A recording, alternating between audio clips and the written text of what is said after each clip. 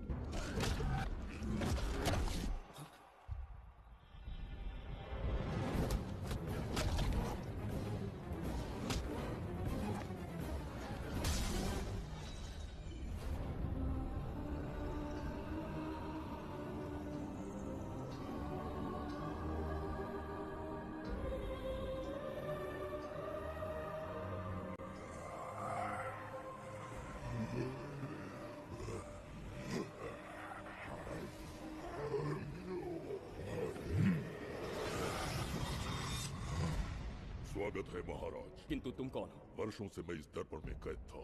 आपके कारण आज इस श्राप से मुक्त हो पाया हूँ। आपका आभारी हूँ। ये दर्पण जो आपके लिए बहुत सहायक होगा, आपको भेंट करना चाहता हूँ। स्वीकार कीजिए महाराज।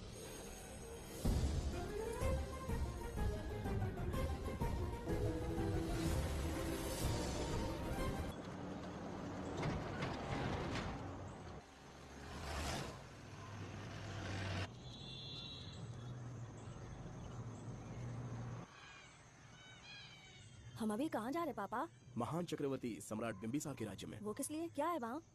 मानवता की रक्षा करने वाला धन्वंतरी नामक ग्रंथ में औषधियों का ऐसा रहस्य है जिसे विज्ञान भी नहीं जान पाया। अगर वो हमारे हाथ लग जाए ना, तो दुनिया हमारी मुट्ठी में होगी।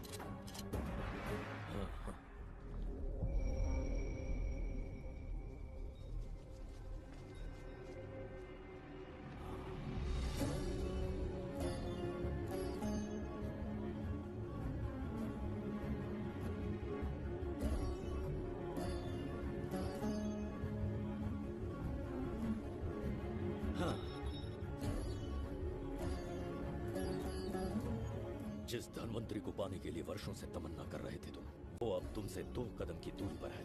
हमने कर दिखाया शास्त्री, हम विजयी हुए। अपने बेटे को वहां जाने से रोको, जल्दी। बेटा रुक जाओ, बेटा रुक जाओ। सुब्रमण्यम, हाथ मत लगाना, लौट आओ। नहीं नहीं, सुब्रमण्यम रुक जाओ बेटा, रुको। शास्त्री, पापा! पापा!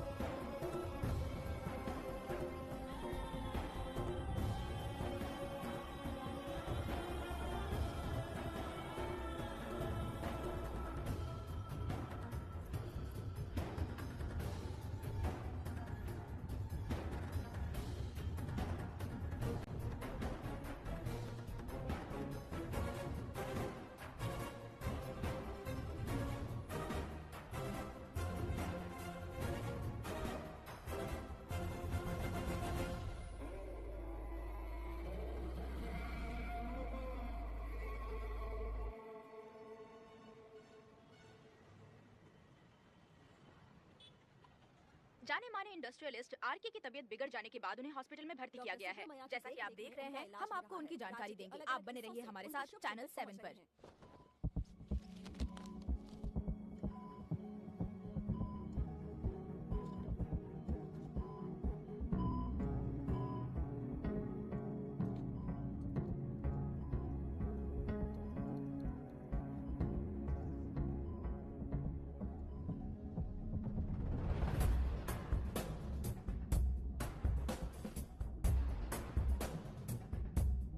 Good morning. पेशेंट को हर एक घंटे में चेक करना है। पीछे पेशेंट इज पीछे रहिए, नो नीड टू वरी। थोड़ा पीछे रहिए। वो बिल्कुल ठीक है। ओके, नमस्ते। चिकित्सा के क्षेत्र में एक वरदान है सुब्रमण्यम शास्त्री। हर बीमार यहाँ से ठीक होकर जाता है, यही खासियत है धन्वंतरी ग्रेट, हॉस्पिटल की। Fantastic, super sir. शहर में एक से बढ़कर एक डॉक्टर है। सबने कोशिश की लेकिन कोई भी उन्हें होश में नहीं ला पाया। आपने सिर्फ उसे हाथ लगाया और झट से उसकी आंखें खुल गई। और मीडिया आपकी कामयाबी पर वाह वाह करते थक नहीं रहा। इसे मैं कामयाबी नहीं समझता। कोई महान काम नहीं किया है मैंने। कामयाबी उस दिन मिलेगी जिस दिन धनवंतरी को ढूंढूंगा, जो पापा के अधूरे सपने को पूरा करूंगा। ये तो ओम ह्रीं काली महाकाली किली किली फट स्वाहा। ओम ह्रीं क्रीं कालिकाय नमो नमः। जय भद्रकाली, कृपा करो। और कितने साल इंतजार करूं? सब्र का बांध टूट रहा है। अब मुझसे जरा भी इंतजार नहीं होता। इस पूरी दुनिया को पापा अपने पैरों में झुकाना चाहते थे। क्या ये सपना सपना ही रह जाएगा या इसे हकीकत में बदलने का कोई उपाय ढूंढोगे? बोलो, क्या इसे बदल पाओगे? हाँ, ये होकर रहेगा। केतु शास्त्री जी का सपना पूरा करके ही रहेगा।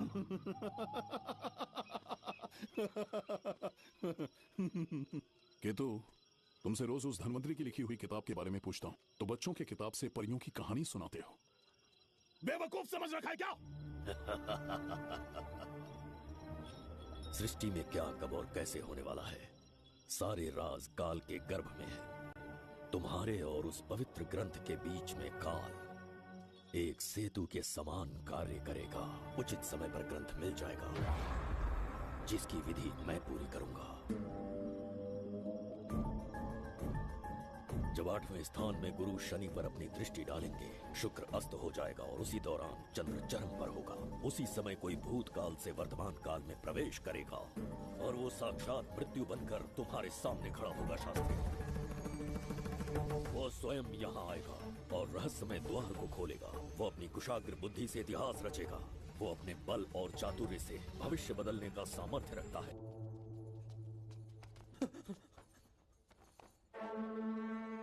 महाराज, बहुत बड़ी भूल हो गई हमसे। हमें जीवन दान दे दीजिए महाराज।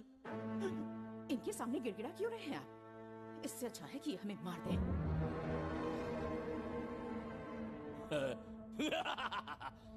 मरने के लिए बहुत आतुर हो तुम। पिताश्री! कोई बिंबिसार को मारने की कल्पना भी करे, यही अद्भुत शूरता की बात है।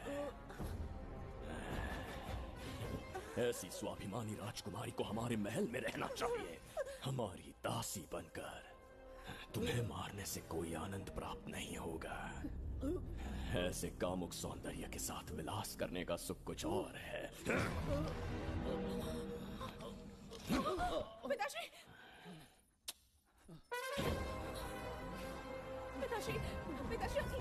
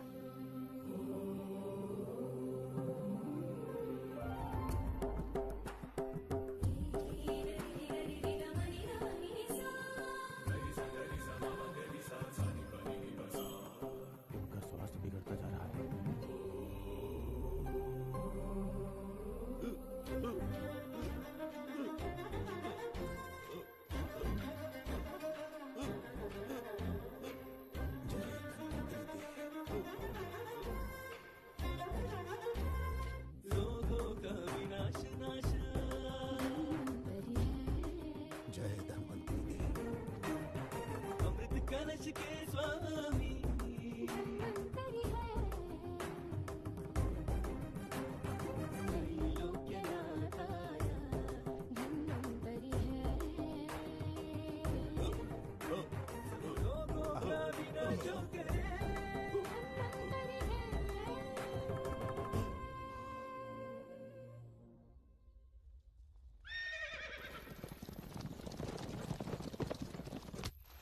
चल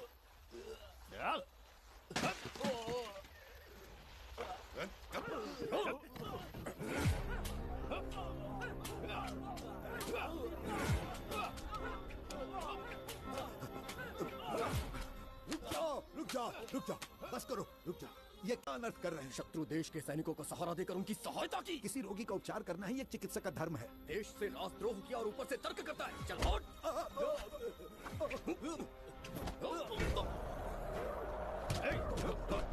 रुक जाओ, झगड़ा बंद करो।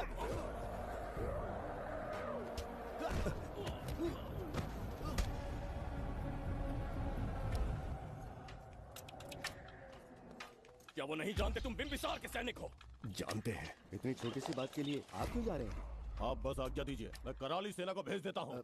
नन्ही चिड़िया मारने के लिए ब्रह्मास्त्र क्यों?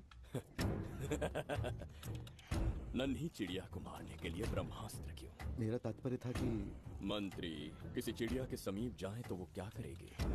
डर के उड़ जाएगी महाराज। और उड़ने के बजाय वो वहीं खड़ी रहकर तुम्हारा सामना करे तो? तब ये सोचूंगा कि वो उड़ क्यों नहीं रही है। मान लो कि एक कदम आगे आकर तुम्हें घूरने लगे तो? कहीं मुझे चोंच न मार दे, इस भय से पीछे हट जाऊंगा।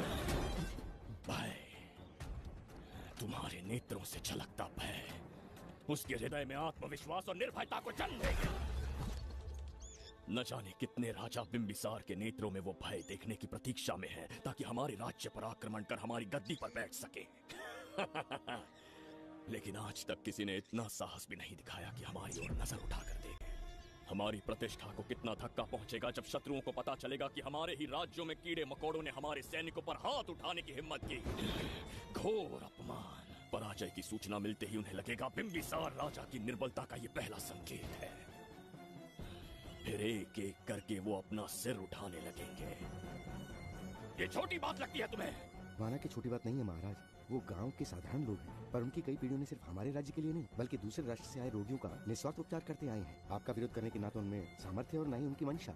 इस बार अगर आप उन्हें क्षमा कर सके। इसे देखो और सीखो जुबैदा। विरोध का जो स्वर उस छोटे से गांव से उठने लगा है, उसी के कारण आज एक साधारण सा मंत्री राजा के सामने अपना मुंह खोल रहा है।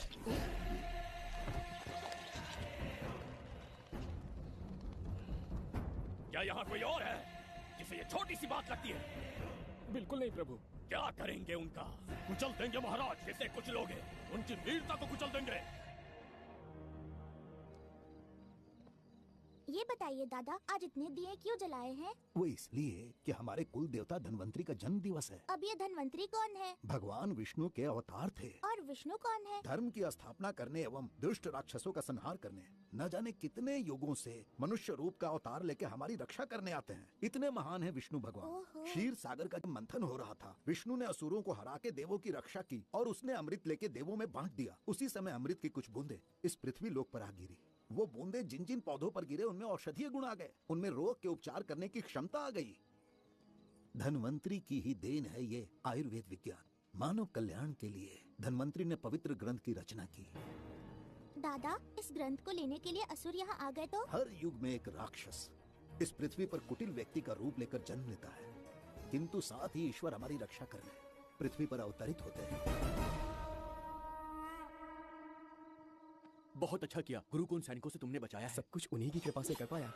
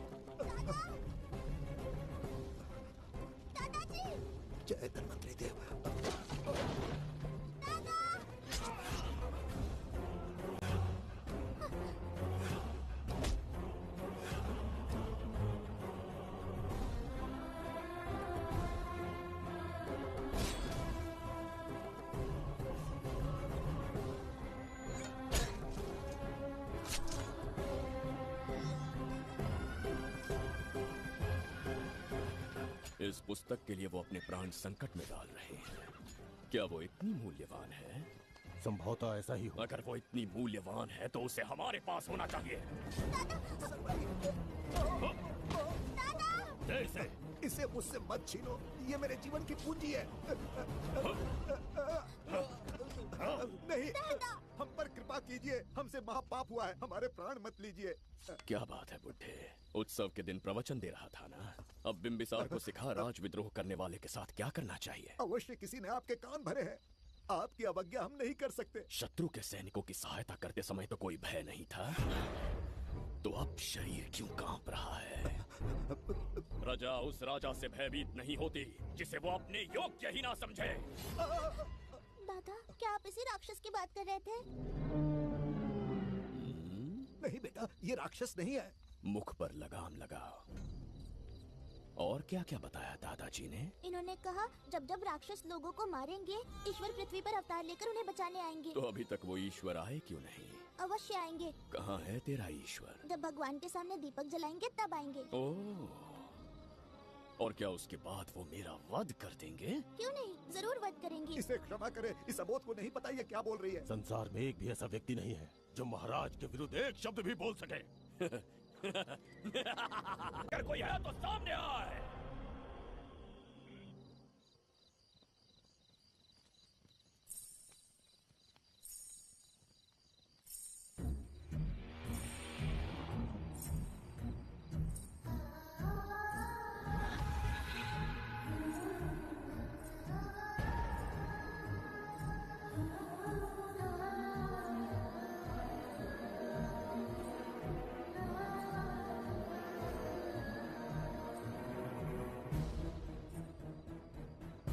बगीरा!